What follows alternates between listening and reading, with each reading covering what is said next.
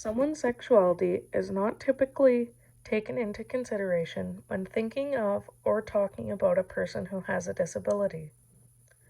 Disability, sexuality, and gender correlate with one another and can all be seen as societal disadvantages that oppress an individual or group of people. Someone's sexuality is not typically considered with a person who is disabled because there is a dominant view in society that views people with disabilities as being asexual, meaning they have little to no sexual desires. Gender and sexuality can be a major part of one's identity. It is oppressive to not allow people with disabilities to express their gender and sexuality just because they have an impairment. Gender, sexuality, and disability can put an individual at a disadvantage in society. Their rights, resources, and quality of life can be at stake based on one's identity. Although gender norms and stereotypes are created by society, there is still a lot of pressure to fulfill these roles and can still be seen as an important part of someone's life to fulfill those gender roles.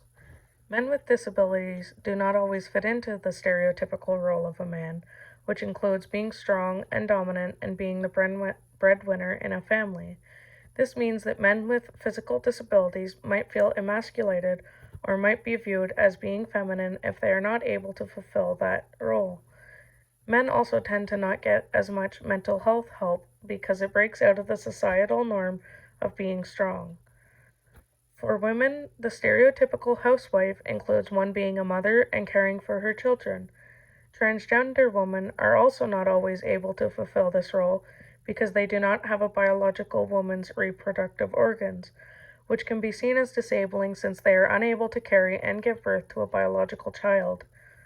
If one is not able to have children, they might not be able to fulfill their gender role. The stereotypes for gender are especially problematic for people who have disabilities and are not necessarily able to fulfill these roles. The individuals might feel like their life is unfulfilling and causing them to not feel included in society. These gender roles may not be able to be fulfilled in the normative notion of gender and sexuality, which can be seen as able-bodied heterosexuals. But that does not mean that people with disabilities are asexual, having little to no sexual desires, or are undesirable people just because one's body is deemed as abnormal by society.